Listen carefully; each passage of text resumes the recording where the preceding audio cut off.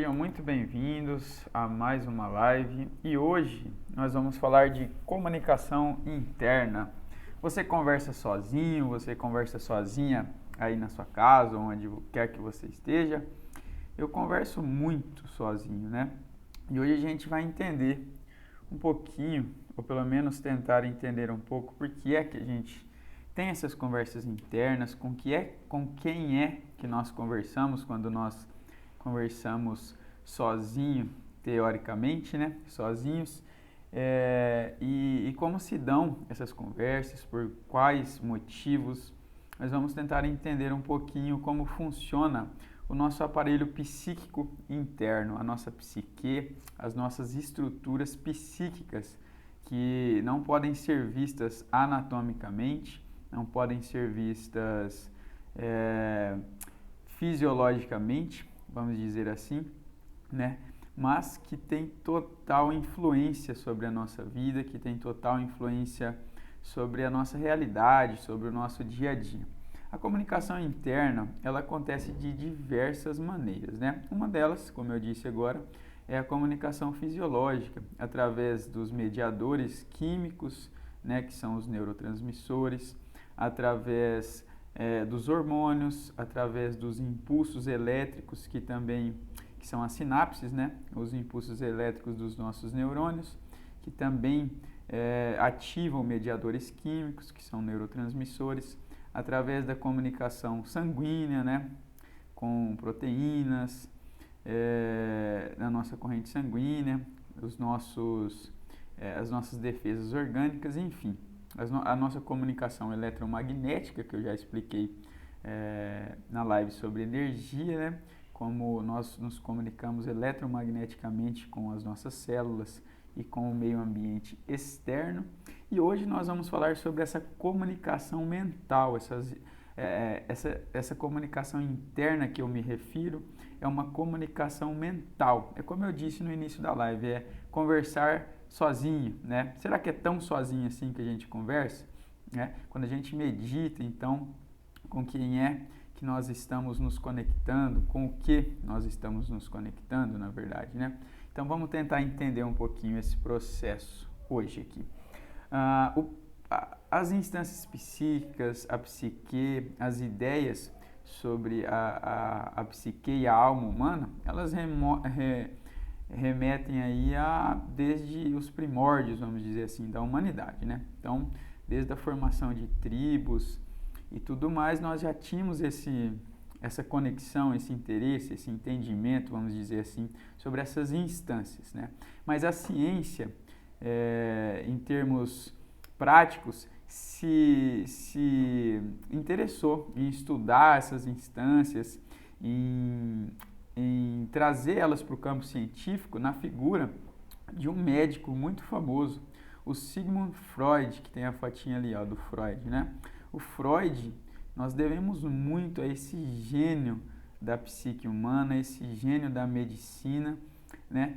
Que se dedicou toda a sua vida, toda a sua história a estudar a psique humana, a interpretar as diversas situações que aconteciam com o ser humano de uma forma mental, de uma forma energética, através de energias internas, através de estruturas, como eu disse, não vistas anatomicamente, mas subjetivamente, através de estruturas abstratas. Esse médico fantástico, que foi o Freud, criador da psicanálise, né, que dá base para todas as terapias que nós conhecemos hoje, terapias psicológicas, né, psicoterapias, terapias em que há ali a comunicação, né, no tratamento dos diversos problemas psíquicos, né? Então nós devemos muito à coragem do Freud. Tem até uma série na Netflix contando um pouco da história do Freud. É claro que aquela série ela traz no enredo situações que ela precisa desenvolver um enredo, desenvolver toda a dramaturgia, né, da série, com muitas ficções, mas na sua estrutura central, no seu âmago, vamos dizer assim, ela traz as ideias principais do Freud, né? Traz essa paixão por esse médico em relação à psicologia humana e que dá base, então, para, como eu disse, para todos os estudos de psicanálise e de psicologia atuais, tá? Então, Freud, ele trouxe a primeira teoria que ele trouxe sobre as instâncias psíquicas, esses aparelhos que nós temos internamente, foi a teoria em que ele revelou que existiam três instâncias principais, que eram o inconsciente, o pré-consciente e o consciente, tá? Em que o inconsciente era a nossa estrutura mais profunda, o pré-consciente se comunicava com a nossa consciência e o consciente era nosso estado de vigília, esse estado que nós conversamos, né? Que nós nos relacionamos com o meio externo, nos relacionamos com a nossa vida de maneira geral, com a sociedade, com as pessoas e etc, de maneira geral. Então, essa foi a primeira estrutura que o Freud trouxe. Ele trouxe à tona essa ideia de inconsciente, né? De esse mar, esse oceano de informações internas que estão armazenadas no mais profundo da nossa psique, né? E que influenciam tão diretamente as nossas estruturas conscientes, né? O nosso dia a dia, a nossa comunicação consciente, né? Mas por se tratar de uma instância inconsciente, nós não temos a visão, nós não temos a direta comunicação, apenas através da manifestação. E depois, mais para frente, então, o Freud trouxe esse outro conceito aqui, que também é de três estruturas, né? Três instâncias psíquicas, mas que ele deu o nome de id, de ego e de superego, né? Que são essas três estruturas básicas que, segundo ele, nós temos no nosso inconsciente, na nossa mente, na verdade, na nossa psique. O Freud, ele começou a se interessar muito por esses estudos da psicologia, de trilhar aí a psicanálise, né?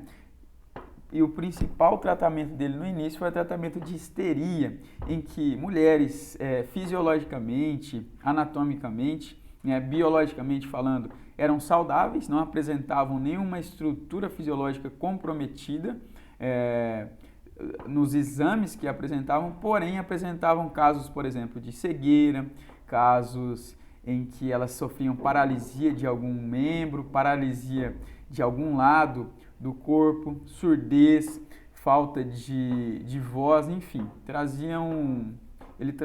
essas pessoas apresentavam diversos sintomas que a medicina tradicional não sabia identificar, né? Identificava muitas vezes como frescura, como bobagem, e ele trouxe à tona, então, essa teoria, né, dessas estruturas internas que o inconsciente, né, através dos seus impulsos psíquicos, que é o Thanatos e o Eros. O Thanatos é o impulso de morte, né, a pulsão de morte, e o Eros, né, que é a chamada de libido também, é a pulsão de vida, é aquela energia sexual que eu já expliquei no vídeo sobre energia também, que os hindus chamam de Kundalini, né? Então essa pulsão de vida, esse Eros, essa pulsão sexual, essa energia libidinal, né, ela precisaria se manifestar, ela se manifesta, né, ao longo da nossa vida.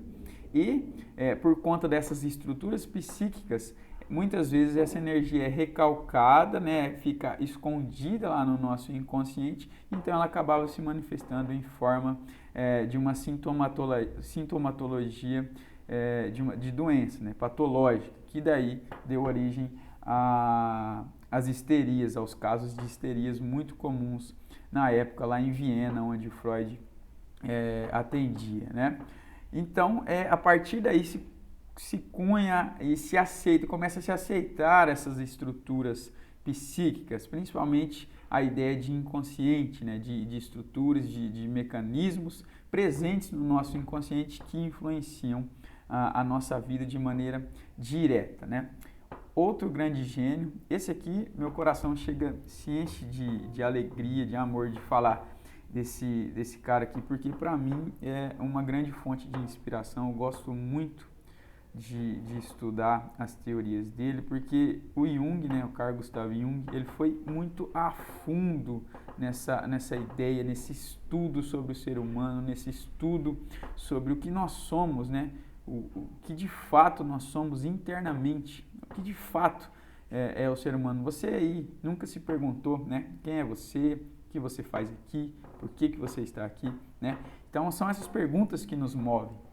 No fundo, todo aquele que estuda a psique humana, que gosta de psicologia, na verdade, essa pessoa, além de estar querendo contribuir com a sociedade e ajudar as outras pessoas, ela está buscando entender a si mesmo, né? Eu busco entender a mim mesmo quando eu estou estudando isso aqui.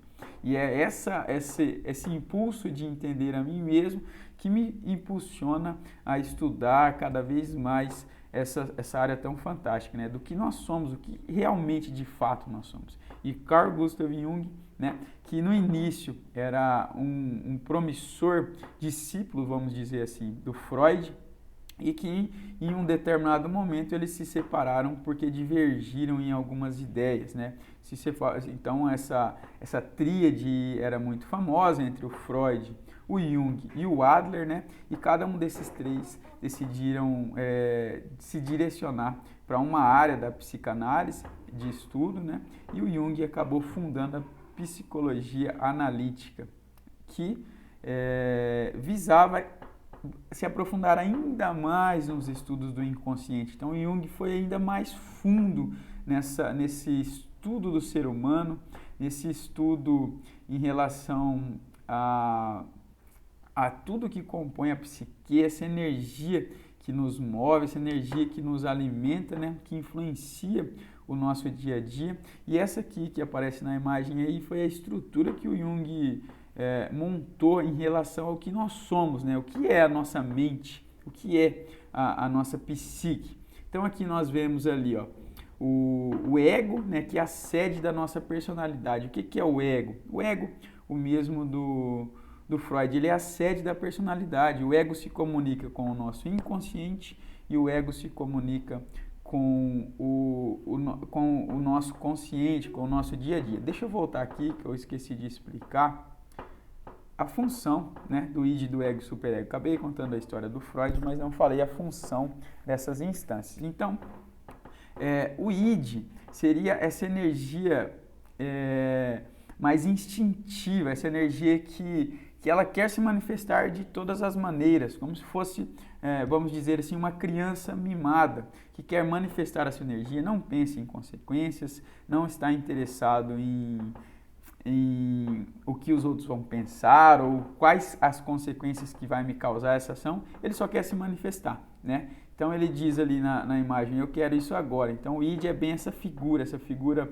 caricata de eu quero isso agora, essa criança mimada que não tem limites, né? Que é todos os nossos impulsos, os nossos instintos, né? Se a gente fosse viver exclusivamente por instinto, obedecendo aos nossos instintos, né?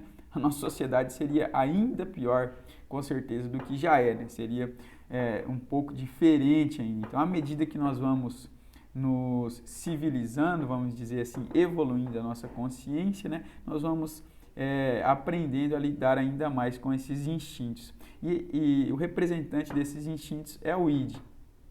O ego seria o intermediário entre o inconsciente, como eu disse, e o centro de vigília, né? E o superego seria todo o freio do id, né? Não tem nos desenhos, quando a gente vê o capetinha de um lado e o anjinho do outro? Então, essas imagens se baseiam nessa estrutura, em que o superego seria o anjinho, vamos dizer assim, ele pensa em todas as consequências, ele age de uma maneira mais, não punitiva, mas de uma maneira que cerceia as ações, né? Como se fosse o pai. Então, o Freud via muito a figura do pai na representação do superego, que é aquele que diz o que eu posso e o que eu não posso fazer, né? Tudo me é lícito, mas nem tudo me convém.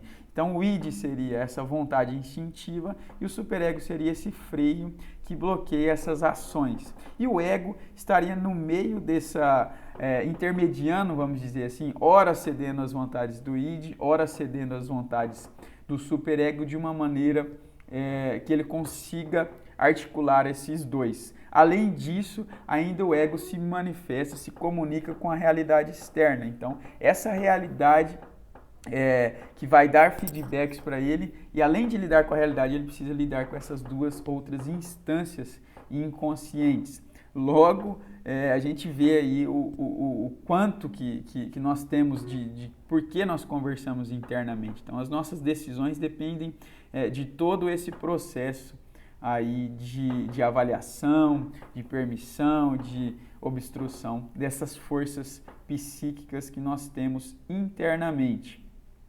Ok? Então, o ego seria essa sede, essa comunicação entre o mundo externo e o mundo interno, além disso, obedecendo essas instâncias aí, gerenciando essa comunicação com essas instâncias. E a maioria das neuroses, dos problemas, então, psicológicos, vamos dizer assim, se daria, né, em meio a essas relações, em meio à relação do ego com o superego, do ego com o id e do ego com a realidade externa, formando então as diversas neuroses que nós conhecemos, psicoses e etc. Então, voltando aqui no Jung, na estrutura dele, nós temos o ego, que é essa comunicação, como eu falei, né? Ele cunha também a ideia de inconsciente pessoal, que é onde tem o id e o superego, mas ele não considera o id e o superego, ele vai mais a fundo ainda, ele pensa que não é só isso, não é só o superego não é só um punitivo, né, um fator punitivo, um fator que cerceia, mas que vai mais além disso ainda, né? E ele diz que além desse inconsciente pessoal, que é a sede dos dos nossos complexos, daquilo que ele chamou de sombra, né? Ainda existe uma estrutura mais profunda, maior, mais larga, né? Mas mais profunda ainda, que se comunica com esse inconsciente pessoal, que é o inconsciente coletivo, que é a sede dos arquétipos. Eu falo direto de arquétipos, direto não, falo sempre, né? Direto, parece que eu estou falando reto, né? Mas eu falo sempre dos arquétipos, né? Que são o quê? Que são energias primordiais. Platão dizia que existia um mundo de ideias primordiais onde tudo já existe. Cadeira, onde todos os objetos, tudo que a gente puder imaginar já existe nesse mundo, e a nossa mente baixa como se fosse um arquivo em PDF, um arquivo que nós baixamos e daí nós conseguimos colocar no mundo. Eu vou trazer outras estruturas ainda, né, sobre o ser humano, sobre essa profundidade que nós somos, mas hoje eu vou ficar, né, falando sobre isso aqui. Ainda existe muito mais além disso do inconsciente coletivo, tem registros akáshicos, tem as outras estruturas, estado búdico, tem muita coisa para a gente falar ainda, metanoia que Jesus dizia, enfim, tem muita estrutura, alquimia interna que Jung falava muito, mas para não confundir, para não me aprofundar muito, vou ficar nessa explicação aqui hoje. Então, teríamos o ego, né? O consciente, vocês vão ver que é esse círculo que se comunica com o ego, que prende todas as estruturas, né? Então, esse estado, a consciência seria, vamos dizer assim, a energia que consegue abarcar todas essas energias que se comunicam internamente, né? Então, na casa do inconsciente coletivo, moram os arquétipos, que são energias, estruturas que se comunicam com toda a humanidade, em todas as existências, em todas as eras existenciais, em todos os anos de existência, né? E o Jung foi aprofundando isso porque ele viajou mundo afora, tentando entender aí o que é o ser humano, estudando tribos primitivas, estudando a fundo as estruturas humanas, além de contar com a própria experiência subjetiva, que só foi revelada no final da vida dele, com o famoso Red Book, que é o livro vermelho, em que o Jung, que é um diário do Jung, onde ele relatava as experiências pessoais, todas as experiências pessoais que ele passava, e ele trazia muitos desenhos de mandala que ele sonhava, que ele tinha essas visualizações internas desses desenhos de mandala, e ele desenhava tudo à mão, que naquele tempo que ele vivia, ele faleceu em 1961 ou 64, não me lembro, agora não me recordo exatamente, né? Mas todo esse período ele desenhava à mão, como esse desenho de mandala que vocês estão vendo ali na imagem, né? E ele foi um grande divulgador da mandala. O que é a mandala, então? Eu falei disso na live passada também, que é uma comunicação com o nosso inconsciente. O nosso inconsciente ele é simbólico, né? As nossas estruturas mais profundas, começam a formatar isso que nós chamamos de matéria a partir de estruturas simbólicas, geométricas, né? Platão chamava isso de sólidos platônicos, né? Enfim, todo o universo é composto em cima dessas estruturas. E essas mandalas que o Jung desenhava são desenhos que nos fazem nos comunicar com o inconsciente. Então, quando nós vemos uma mandala, essa mandala desperta em nós inconscientemente alguns processos que nós às vezes não percebemos, né? Para quem tem uma intuição mais aflorada, mais aguçada, talvez tenha essa percepção maior, mas as mandalas têm esse poder de comunicação e o Jung foi um forte divulgador disso. O Jung também estudou o tarô, porque o tarô, ao contrário do que muita gente pensa, tarô é coisa de cigano, pode ser sim que os ciganos tenham divulgado, tenham aprendido essa arte e difundido por aí, mas o tarô são arquétipos, né? São desenhos de arquétipos que também se comunicam com o inconsciente, que também expressam essa força do inconsciente, né? O Jung dizia que o inconsciente é a natureza, né? E a natureza nunca mente. Ou seja, esse inconsciente que nós temos, ele tem muita influência sobre a nossa vida, muito mais do que nós pensamos, né? Entende-se aí que nós agimos com 5% apenas do que nós temos é consciência, o resto é tudo inconsciente. Então, o inconsciente tem forças muito profundas que estimulam profundamente, que nos energizam, que afetam, que se relacionam diretamente com as nossas ações, com os nossos pensamentos, com os nossos sentimentos. E nós estamos constantemente sob forte influência desse inconsciente, que em uma instância mais superficial é o inconsciente pessoal e em uma instância mais profunda é o inconsciente coletivo, sede dos arquétipos. Mas nós relacionamos também com as sombras, né, que são esses complexos que o Jung desenhou ali, que estão numa estrutura mais superficial ainda. Então, todo arquétipo tem uma sombra. E essa sombra também se comunica com a gente, né? E se nós nos permitimos, queremos primeiro sublimar essa sombra, deixar ela recalcada, na verdade, recalcar essa sombra, né? Se nós queremos esconder esses defeitos, vamos dizer assim, porque as sombras são encaradas como defeitos, como coisas negativas, como coisas não aceitas, né? Se nós escondermos esses defeitos, escondemos no inconsciente, elas de alguma forma se manifestam, seja na forma de projeção, seja na forma de transferência, né? Seja na forma de obsessões, de neuroses, de psicoses, enfim, tudo isso se manifesta de alguma forma, essas sombras aí, esses complexos, ok? Olha só que complexo que é então a nossa estrutura psíquica. E mais profundo ainda, nós temos o si mesmo, que é o self, né? Esse é a sede da consciência primordial. É como se Deus se comunicasse, né, através do self com o nosso inconsciente coletivo, depois com o nosso inconsciente pessoal e com o nosso ego.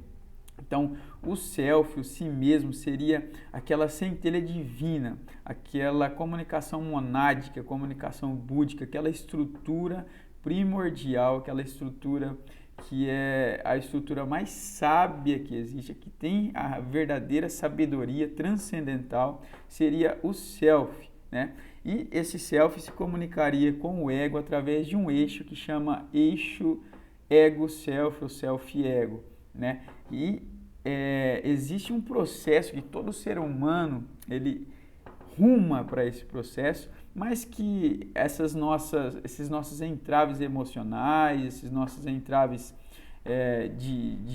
que nós realizamos ao longo da vida, os nossos traumas emocionais não resolvidos bloqueiam muitas vezes esse encontro entre o self e o ego, né? Que é chamado por Jung de individuação. Então, o indivíduo ele se torna ele mesmo, ele realiza efetivamente aquilo que ele veio para realizar a partir dessa individuação, que é esse alinhamento entre o self e o ego, em que o ego começa a receber a energia e se comunicar diretamente do self, que é essa inteligência primordial, tá?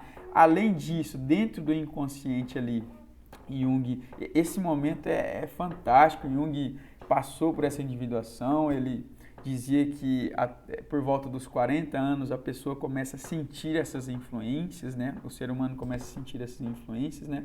Mas não existe uma data, vamos dizer assim, uma idade específica para que isso aconteça. Isso vai acontecendo de acordo com o que a pessoa vai cedendo a essa comunicação, vai cedendo a esses impulsos transcendentais que nós sentimos. E é o ápice da vida humana, é quando esse encontro acontece, nós conseguimos então nos lançar no mundo completamente alinhados com a nossa essência. Isso é fantástico, fantástico mesmo, tá? Então esse era o ponto em que a psicologia junguiana, em que a psicologia analítica levava o indivíduo. Ele sentia realmente que o indivíduo estava realizado quando atingia essa individuação, tá? Então e tem muito mais, tem alquimia consciencial, enfim, tem muito mais para falar do Jung, mas hoje eu vou ficar por isso mesmo, tá?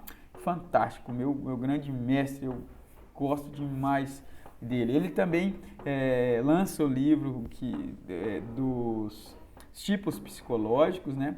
Com 8 tipos psicológicos, que divulgam um pouco para nós essas diferenças de personalidade que nós temos a partir do tipo introvertido e extrovertido, e dentro desses dois tipos mais tipo sentimento, tipo pensamento, o tipo sensação e o tipo intuição, né, que dão base para a nossa personalidade. A nossa personalidade, a nossa persona, né, é a nossa forma de se comunicar com o mundo. Então a sede da personalidade é o nosso ego, como tem no desenho ali, e além de tudo isso relacionado, né, nós temos também 2 arquétipos primordiais, que são os arquétipos da ânima e do ânimos, né? Que é a energia masculina e a feminina, que eu tanto falo. A mulher, ela tem esse arquétipo do ânimos internamente, no inconsciente dela, influenciando a personalidade dela, e o homem tem esse arquétipo da ânima, influenciando a personalidade dele. Um ser humano completo seria um ser humano que acolhe esse arquétipo, né? Então, o homem que desperta esse potencial feminino, que leva ele a ser um ser humano mais sensível, a ser um homem que vê as mulheres de uma forma muito mais acolhedora, menos machista, enfim, com um olhar mais sensível em relação à vida, em relação à mulher, né, em relação a tudo, e uma mulher que tem esse ânimos, né, ela não foge do seu lado feminino, ela desperta o seu sagrado feminino, né, encarando então o homem não como um competidor, mas como alguém que a completa, como alguém que dá a ela essa proteção, que tem esse caráter protetivo, esse caráter mais forte, né, de maior força e etc. Então esses são os 2 principais arquétipos, e quando a gente reprime esses arquétipos, quando o homem reprime o seu lado feminino, ele se torna excessivamente machista, né, porque ele não quer deixar transparecer a sua sensibilidade, e a mulher, quando reprime esse lado masculino dela, né, muitas vezes ela vai sem força para a sociedade, ou muitas vezes ela dá muita vazão para esse lado, então ela acaba querendo competir com o homem, enfim, tem toda essa influência interna aí que, como eu disse, influencia toda a nossa psique. Então o Jung é fantástico, eu poderia ficar aqui horas falando sobre ele, né? Mas vou deixar para outro dia. Vamos continuar então aqui. Na época do Freud, existia um médico que era professor do Freud, que chamava Jean-Martin Charcot. E esse Jean-Martin Charcot era um médico que ele prometia curar a histeria a partir de um processo chamado de hipnose. Então ele colocava as pacientes numa espécie de transe, e o Freud, assistindo aquilo lá, ele percebeu que toda aquela sintomatologia da histeria sumia, desaparecia quando essas mulheres estavam nesse estado hipnótico. Foi aí que ele começou a se despertar para essas estruturas profundas que nós temos. Foi aí que ele começou a entender que a mente não é só isso que essa sede de pensamentos, isso que a gente vive, né? Que existem muito mais estruturas, muito mais profundas do que simplesmente o estado de vigília, do que simplesmente esse estado de consciência, que nós chamamos de estado de consciência, que essa comunicação que nós temos consciente, existe muito mais atuando e influenciando a nossa vida. Então, a hipnose não tem uma data de criação, não tem uma data de utilização, ela vem sendo utilizada desde os primórdios, vamos dizer assim, os egípcios, por exemplo, que eram muito próximos aí, que tinham uma proximidade muito grande com a espiritualidade, né, que cultivavam essas influências espirituais, que tinham essa comunicação, sonhos lúcidos, viagem astral, que mantinham essa comunicação. Então, de uma forma, eles utilizavam a hipnose em seus processos, né? Os gregos, enfim. A hipnose, então, ela vem desde sempre, né, como uma técnica que influencia, que nos comunica, que nos coloca frente a frente aí com as estruturas mais profundas da nossa psique, né? E a hipnose, então, nós dividimos na hipnose a nossa mente em mente consciente, que é esse estado de vigília, já expliquei isso em alguns vídeos sobre hipnose, e nós temos o subconsciente, né, que seria esse desenho do iceberg ali, o consciente só 5% dessa estrutura, e o subconsciente é a estrutura mais profunda que nós temos, que, como eu já falei também em outros vídeos, seria aquela mente que não para nunca, que absorve tudo, que está o tempo inteiro trabalhando para resolver os nossos problemas, trabalhando para consolidar as nossas crenças, para fazer com que nós realizemos aquilo que nós temos implantado, né, que nós temos programado nela. Então eu disse que ela é uma terra muito fértil, porque o que a gente planta efetivamente nela, ela vai fazer de tudo para que as colheitas aconteçam, para que os frutos se deem, né, para que nasçam esses frutos.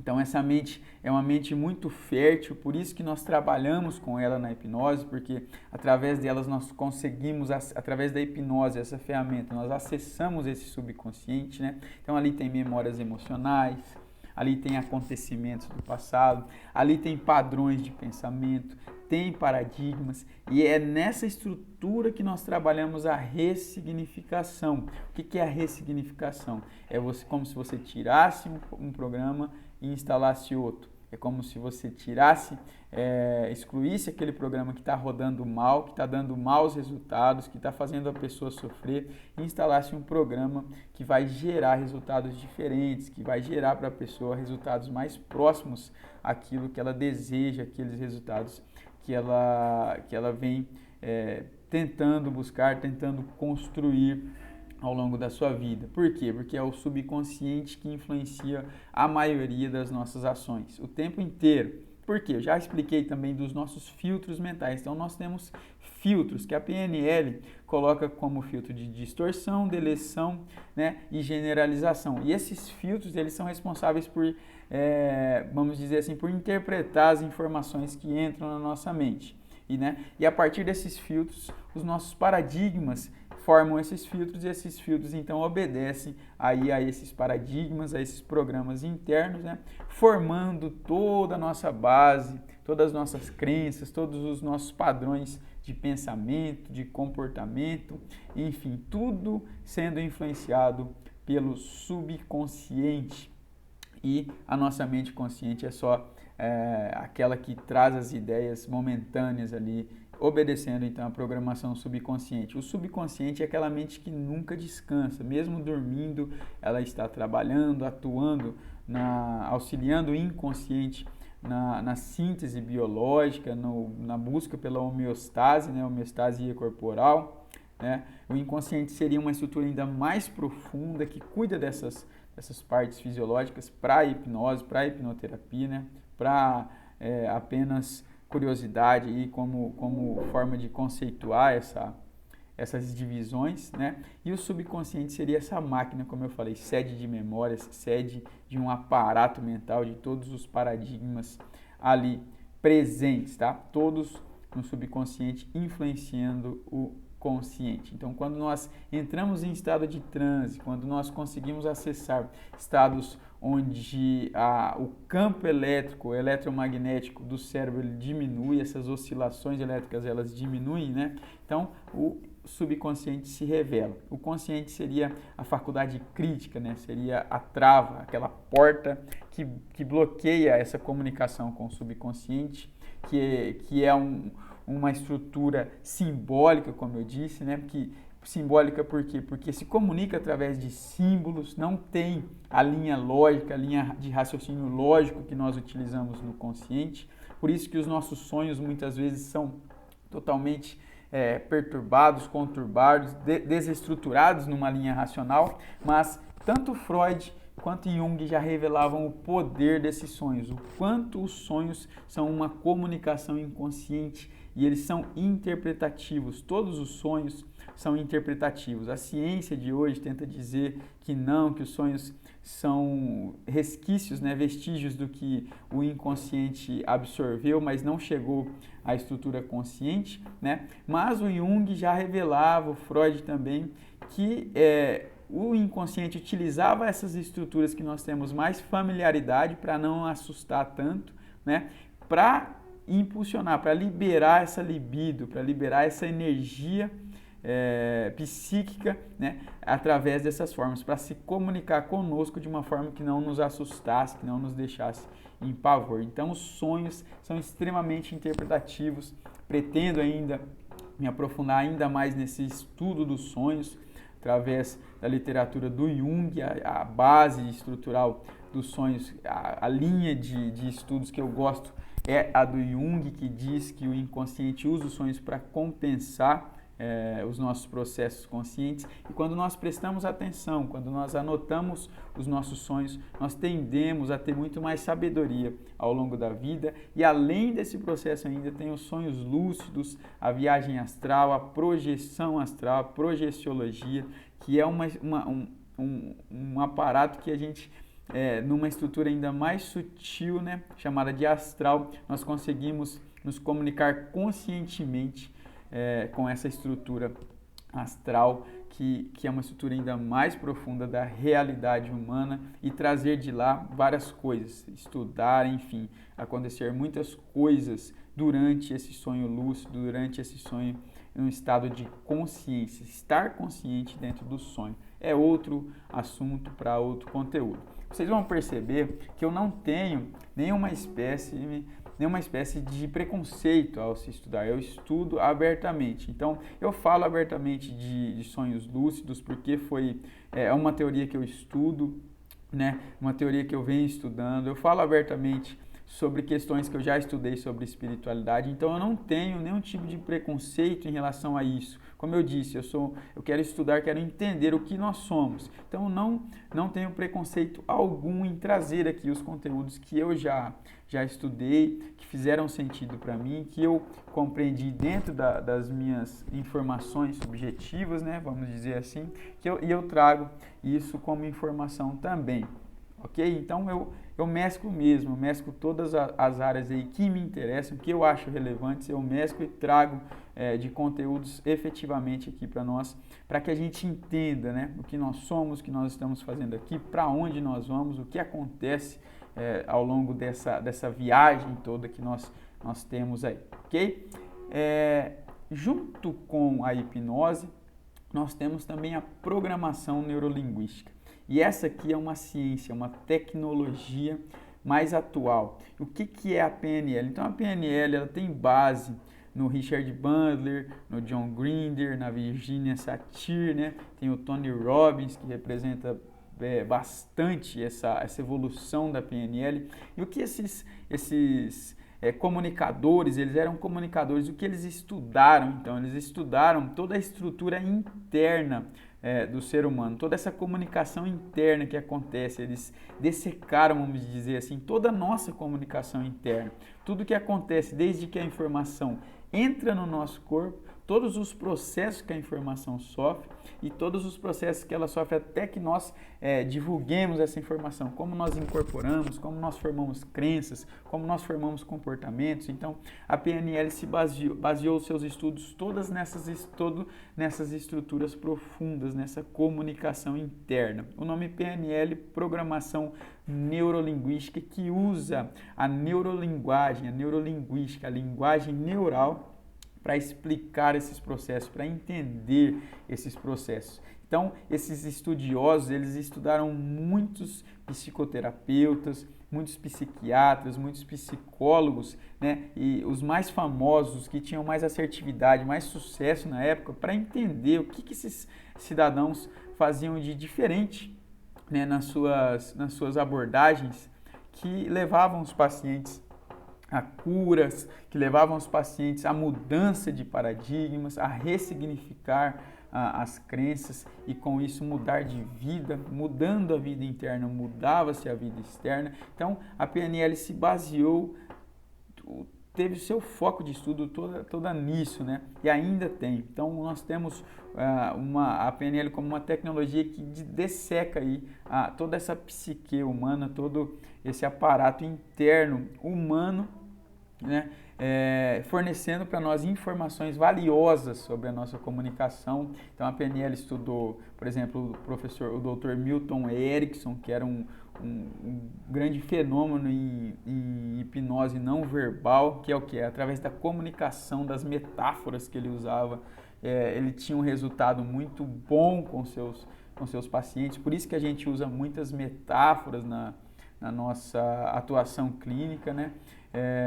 Visando aí essa comunicação, descobrindo que as imagens que se processavam na nossa mente, por exemplo, têm as mesmas funções que imagens que nós vemos na TV. Então dava para se trabalhar essas imagens através das submodalidades. Nós temos que são as mudanças de cor, de brilho, de tamanho, de formato, enfim, essas imagens, dos sons, das sensações. Nós temos as submodalidades, nós temos os metamodelos, nós temos os metaprogramas, enfim, temos um aparato completo através da PNL de como mudar muitas coisas internas, como acessar esse ambiente interno e mudar. Então, a gente concilia muito a hipnose com a PNL. A hipnose como uma ferramenta de acesso ao subconsciente e a PNL como uma estrutura, como um aparato técnico para que a gente realize essas mudanças, auxilie essa pessoa a realizar essas mudanças internas que ela tanto deseja, que ela tanto almeja, que ela tanto precisa, né? E claro, a PNL eu aplico ela diariamente em mim, aplico ela nas pessoas com as quais eu convivo, então ela se torna uma filosofia. Você começa a se auto-perceber, auto-percepção, auto-absorção, né? Você começa a entender como você funciona internamente, né? E a partir dos pressupostos, a partir de toda o seu aparato, a gente consegue ter várias oportunidades, várias possibilidades de transformação, ok? Então, surge então a PNL, e a PNL, a ideia da PNL que eu vou trazer hoje, da programação neurolinguística, como eu disse, existe muito a se trabalhar. Pretendo trazer em outras lives cada um dessas teorias que eu disse, submodalidades, metaprogramas, metamodelos de linguagem, enfim, toda essa estrutura. E hoje nós vamos falar da pirâmide dos níveis neurológicos. Vamos entender que isso aqui, ó, essa pirâmide que a gente está vendo aí, é toda a nossa estrutura interna. Essa pirâmide ela faz parte da nossa estrutura interna, ela está no mais profundo do nosso interno e cada uma dessas divisões é um degrau, é um nível mais profundo ainda de que nós funcionamos, como nós funcionamos, tá? Então, quanto mais para cima na pirâmide, mais profunda essa energia, vamos dizer assim, mais profunda essa estrutura, né, que influencia. E a influência vem de cima para baixo. Quanto mais profunda, quanto mais acima, ela influencia todas as suas estruturas de baixo, tá?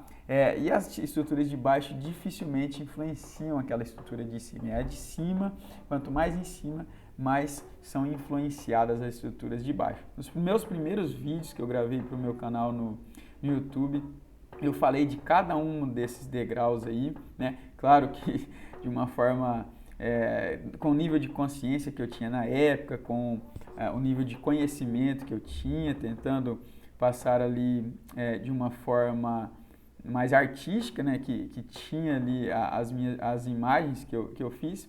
Quem quiser vai lá no meu canal, no YouTube, tá? Junior Nogueira Coach, né? Que tem lá os vídeos sobre cada nível desse. Então essas são as estruturas mais profundas que nós temos. Então nós temos o nível de ambiente, o nível de comportamento, as capacidades e habilidades, as crenças e valores, a identidade, a afiliação e a espiritualidade no mais profundo, no topo dessa pirâmide. Como eu disse, os degraus de baixo respondem aos degraus de cima. E essa aqui é toda a nossa estrutura de funcionamento, vamos dizer assim, a estrutura de base de funcionamento. Então, no ambiente, quando nós falamos de ambiente, nós falamos do ambiente externo e do ambiente interno, tá? Então, todo o ambiente influencia e nós estamos influenciando o ambiente, nós estamos em profunda troca com esse ambiente. Então, o ambiente, ele coloca para nós limites e oportunidades, né? Então, dependendo do ambiente que nós nascemos, como é o nosso ambiente de convivência, né? As nossas oportunidades, os nossos filtros mentais vão se voltar para níveis diferentes de consciência, níveis diferentes de absorção, de entendimento, né? De visualização, de visão da realidade. Então, tem aquela frase, aquela célebre frase que diz que você é a média das 5 pessoas que você mais convive, não tem isso? Então, com essas pessoas que você convive, nós fazemos uma somatória, né? Um mastermind, vamos dizer assim. E essa convivência influencia a nossa psique, influencia a nossa forma de enxergar o mundo. Então, todo esse ambiente influencia os nossos estados, né, os nossos comportamentos. Se eu mudo o ambiente, né, se eu mudo de ambiente, se eu mudo meu ambiente interno, se eu mudo o ambiente ao meu redor, a minha casa, se eu começo a conviver com pessoas que vão me puxar mais para cima, vamos dizer assim, que vão me ajudar a evoluir, me ajudar a sair do lugar, né? Se eu crio na minha casa um ambiente mais saudável através do meu relacionamento familiar, enfim, se eu cuido dos meus ambientes, a mudança já começa a acontecer, né? A partir do momento que eu começo a olhar para os ambientes e a alterar esses ambientes, a mudança já começa a acontecer, essa mudança que eu tanto desejo.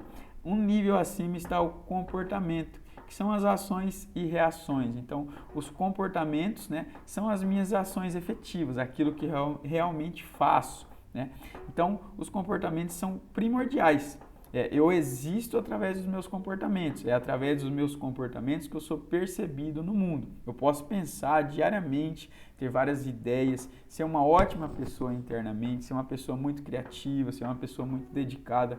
Mas o que vai demandar, o que vai mandar, na verdade, na minha vida social, na minha vida de manifestação, são os meus comportamentos. Eu posso ser uma pessoa e posso me comportar de uma forma diferente. Então, são os comportamentos efetivamente que me dizem, me trazem os resultados que eu tenho. Se eu me comporto de uma maneira, eu tenho um resultado dessa maneira. Então, vamos dizer assim, eu quero emagrecer, né? Eu sempre uso esse exemplo, mas é um exemplo que a maioria de nós deseja. Então, eu quero emagrecer, só que os meus comportamentos não contribuem para isso. Eu não tenho uma alimentação adequada para isso, eu não faço atividade física, eu nem me dedico para isso. Dificilmente isso vai acontecer.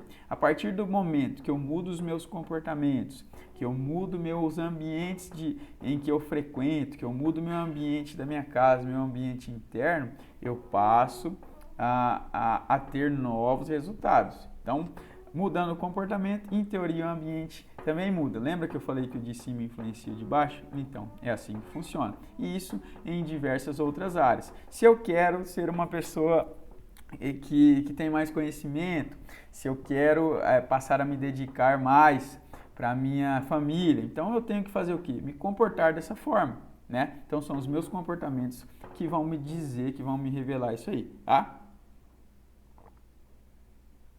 Bebendo um chá aqui, mais um pouquinho.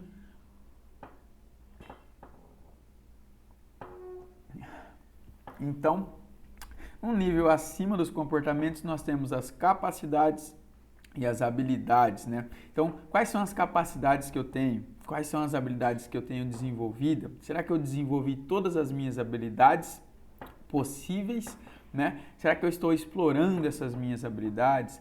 Será que eu creio nas minhas capacidades? Será que eu estou utilizando, trabalhando nas minhas reais capacidades com o máximo potencial em capacidades, né? Então, o que vai me dizer isso é o meu trabalho, os meus resultados, né?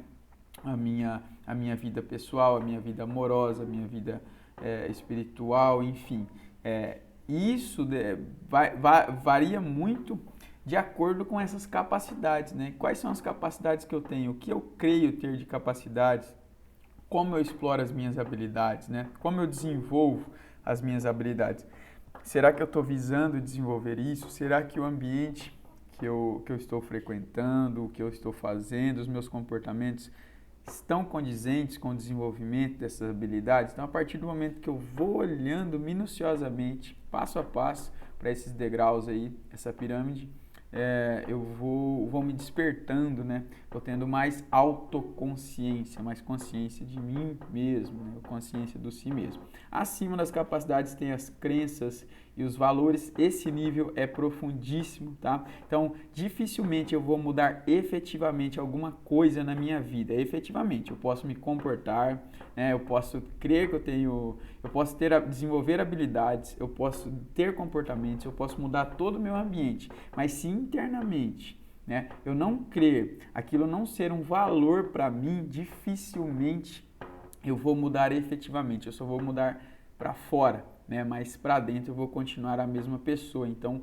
eu vou acabar sentindo a mesma coisa que eu sentia, me sentindo numa prisão, enfim, não vai funcionar. Então a maioria do nosso trabalho, do nosso processo é em cima de crenças e de valores, tá? Então, o que são crenças e valores? É a permissão e a motivação. O que me motiva para a ação, o que me motiva a agir, o que me motiva a viver, são as minhas crenças, né? Como eu creio nas minhas capacidades, como eu creio que a vida tem que ser vivida, né? Quais são os valores que eu sigo, quais são os valores que eu tenho no meu coração e como eu me comporto em relação a esses valores. Acontece muitas vezes no consultório que as pessoas têm um determinado valor, mas se comportam de uma forma diferente. Então, a gente investiga para entender quais são os reais valores. Às vezes a pessoa fala, meu valor é a família, por exemplo, né? Só que essa pessoa não passa nenhuma hora de qualidade com a família. A pessoa fala, meu valor é a saúde, mas ela usa cigarro, ela bebe bebida alcoólica, ela come completamente descontrolado, ela não faz atividade física, ela não faz exames periódicos, então ela diz que se preocupa com a saúde, mas no valor real dela não entra saúde, o valor real tá diversão, tá satisfação de desejos, enfim. É isso que são os valores reais. Então, as crenças e os valores é aquilo que realmente eu manifesto, o que eu internamente penso. Se você perguntar para as pessoas quais são os seus valores, elas vão responder automaticamente aqueles valores básicos, né? Então, eu valorizo a vida, a família, felicidade, Deus, etc. Mas o que essa pessoa está fazendo, como ela está se comportando de uma forma que ela honre esses valores, honre essas crenças internas, tá? Então, é a partir dessas mudanças mais profundas nas crenças e nos valores que eu consigo ter resultados diferentes, tá? Nós temos também... Parece que caiu alguma coisa. Nós temos também o nível de identidade, tá? Então, identidade mais acima ainda das crenças e dos valores, tá? Então, no nível de identidade é o que eu sou, né? Como eu me sinto, a minha missão de vida, como eu sou, quem sou eu, quando eu me olho no espelho, quem efetivamente sou eu? Quando eu vou falar de mim, como eu me vejo, né? Quem sou eu no mundo, quem sou eu na vida, né? E esse quem sou eu, ele diz muito sobre a nossa autoestima, sobre o nosso poder pessoal, sobre o quanto nós conseguimos nos realizar no mundo, sobre o quanto nós efetivamente temos poder de ação, temos poder de realização. Tudo isso depende da nossa identidade. Eu posso crer que eu tenho valor, mas se eu não me olhar no espelho e não enxergar esse valor, se eu não me olhar no espelho e não enxergar essa potencialidade, dificilmente eu vou conseguir emplacar, eu vou conseguir efetivamente ser essa pessoa que eu almejo, que eu creio, que eu imagino. Então, quem sou eu efetivamente?